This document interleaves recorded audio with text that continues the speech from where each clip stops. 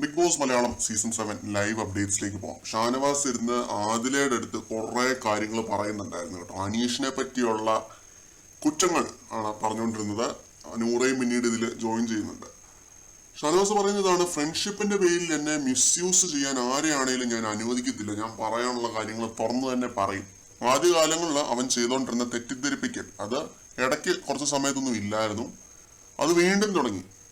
അതാണ് ഞാൻ പൊളിച്ചെടുക്കാൻ തുടങ്ങിയത്. ആദ്യകാലത്ത് ഞാൻ പൊളിച്ചടുക്കിയിരുന്നു. ഇപ്പോഴും ഞാൻ വീണ്ടും പൊളിച്ചെടുക്കാനായിട്ട് തുടങ്ങി. അവൻ പഠിച്ച കള്ളനാണ്. അവൻ കളിച്ചുകൊണ്ടിരിക്കുന്നത് ഫേക്ക് ഹ്യൂമാനിറ്റിയാണ്. എന്റെ മെഡിസിൻ എടുത്ത് തന്ന് അവൻ അങ്ങനെ ഹ്യൂമാനിറ്റി കാണിക്കണ്ട, എന്നിട്ട് ഭയങ്കര ഹ്യൂമാനിറ്റി ചമയണ്ട. ഷാനവാസ് പഞ്ചസാര കട്ടുവെന്നാണ് അവൻ പറയുന്നത്. വെല്ലുവിളിച്ചത് കൊണ്ടാണ് ഞാനത് മാറ്റി വെച്ചത്, അല്ലാതെ പഞ്ചസാര തന്നെയുള്ള കൊതി കൊണ്ടൊന്നുമല്ല. ഞാന് സാബു ഇവിടെ ഷുഗർ യൂസ് ചെയ്യാത്തവരാണ്, എന്നിട്ടും അവൻ എന്നെ കള്ളനാക്കി. ഇങ്ങനെയുള്ള കാര്യങ്ങളൊക്കെ ഷാനവാസ് പറയുന്നുണ്ട്.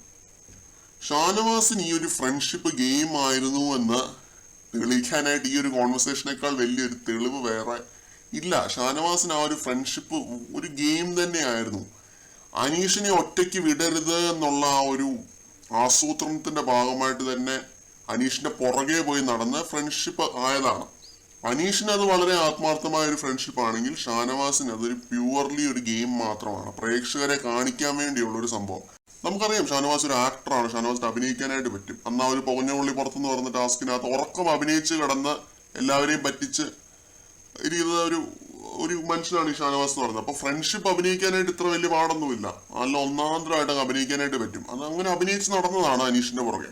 അനീഷ് അത് വളരെ ആത്മാർത്ഥമായിട്ട് കണ്ട്, ആത്മാർത്ഥ പക്ഷിക്ക് നെഞ്ചത്താണ് വെടി എന്ന് സീസൺ 5 ഒരാൾ പറഞ്ഞിട്ടുണ്ട്. എനിക്ക് വളരെ ഇഷ്ടമുള്ള ഒരു കണ്ടസ്റ്റന്റ് എന്ന് പുള്ളി പറഞ്ഞിട്ടുണ്ട്, ആത്മാർത്ഥ പക്ഷിക്ക് നെഞ്ചത്താണ് വെടി എന്ന്. അനീഷ് ഇന്ന് അവിടെ ആ ഒരു പ്രശ്നങ്ങളൊക്കെ കഴിഞ്ഞ് അവിടെ ഇരുന്ന് സ്തംഭിച്ചിരിക്കുന്നത് ഞാൻ കണ്ടിരുന്നു. അത് ആത്മാർത്ഥമായിട്ട് അനീഷ് ഇരുന്നതാണ്. ഷാനവാസിന്റെ ഭാഗത്തുനിന്ന് ഇങ്ങനെയുള്ള ഒരു ഗെയിം അനീഷ് പ്രതീക്ഷിക്കുന്നില്ല. അവിടെ ആർക്കെതിരെ വേണേലും അനീഷ് ഗെയിം കളിക്കും, പക്ഷെ ഷാനവാസിനെതിരെ ഗെയിം കളിക്കുന്നതായിട്ട് ഞാൻ കണ്ടിട്ടില്ല ഇതുവരെ.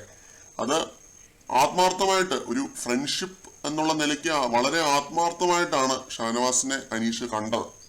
അത് ഒരു ആത്മാർത്ഥതയാണ്. നമ്മൾ ശരിക്കും ഓരോ കാര്യങ്ങളും അനീഷിന്റെ ഓരോ പ്രവൃത്തികളും, ആ BB ഹോട്ടൽ ടാസ്കിലും പിന്നെ നെവിന്റെ ആ ഒരു വിഷയത്തിലൊക്കെ അനീഷ് എന്ത് കണ്ടിട്ടാണോ ഷാനവാസിന്റെ പുറകെ സപ്പോർട്ട് ചെയ്ത് കൂടിയത് എന്നുള്ളത് എനിക്കിപ്പോഴും മനസ്സിലായിട്ടില്ല. അത് ആത്മാർത്ഥമായിട്ടൊരു ഫ്രണ്ട്ഷിപ്പിന് വേണ്ടി നമ്മൾ നിൽക്കുക എന്ന് പറയുന്ന ആ ഒരു സംഭവമാണ് നമ്മൾ അവിടെയൊക്കെ കണ്ടത്. പക്ഷെ ഷാനവാസിന് തിരിച്ച് ആ ഒരു ആത്മാർത്ഥതയില്ല, നന്ദിയില്ല, കൂറുമില്ല, ഒന്നുമില്ല എന്ന് പറയേണ്ടി വരും. പ്യുവർലി ഒരു ഗെയിം വൈസ് നോക്കിയാൽ നല്ല മാരകമായ മാനിപ്പുലേറ്റീവ് ഗെയിം. പക്ഷെ ഒരു എന്താ പറയുക, ഒരു പ്രേക്ഷകൻ എന്ന നിലയ്ക്ക് ഒരു മനുഷ്യനായിട്ടിരുന്നുകൊണ്ട് നോക്കിയാൽ, നിഷ്പക്ഷ റിവ്യൂവർ അല്ലാതെ ഒരു മനുഷ്യൻ എന്ന നിലയ്ക്ക് നോക്കിയാൽ വെറും ഒരു ചീപ്പ് മാനിപ്പുലേറ്റീവ് ഫേക്ക് കളിയാണ് ഷാനവാസി കളിച്ചുകൊണ്ടിരിക്കുന്നത്. അത് അനീഷിനെതിരെ വെറും മാനിപ്പുലേറ്റീവായ രീതിയിലാണ് കളിച്ചുകൊണ്ടിരിക്കുന്നതെന്ന് നിസ്സംശയം പറയാനായിട്ട് പറ്റും. നമ്മൾ ഇപ്പം ഷാനവാസി ഇരുന്ന് ഇവരുടെ അടുത്ത് ഇരുന്ന് ചർച്ച ചെയ്യുന്ന പോലെ അനീഷിനെ നിങ്ങളൊന്ന് പ്ലേസ് ചെയ്ത് നോക്കി. അനീഷ് ഇങ്ങനെ ഇരുന്ന് ആരുടെയെങ്കിലും അടുത്തിരുന്ന് ചർച്ച ചെയ്യുന്നത് കണ്ടിട്ടുണ്ടോ? ഇല്ല. മനുഷ്യരെ പറ്റി അനീഷ് അങ്ങനെ ഇരുന്ന് സംസാരിക്കാറേ ഇല്ല. അനീഷ് ഇങ്ങനെ ഒരു കോൺവെർസേഷൻ ആരുമായിട്ട് അവിടെ നടത്താറില്ലെന്നുള്ളതാണ് സത്യം. ഒരാളുടെ കുറ്റങ്ങൾ പറഞ്ഞ്, കുറവുകൾ പറഞ്ഞ് അങ്ങനെയുള്ള ഒരു കോൺവെർസേഷൻ അനീഷ് ഇതുവരെ ഏർപ്പെട്ടിട്ടില്ല. അത് തന്നെയാണ് അനീഷിൽ പ്രേക്ഷകർ കാണുന്ന ഏറ്റവും വലിയ ക്വാളിറ്റി. കൂടുതൽ അപ്ഡേറ്റുമായിട്ട് വീണ്ടും കാണാം.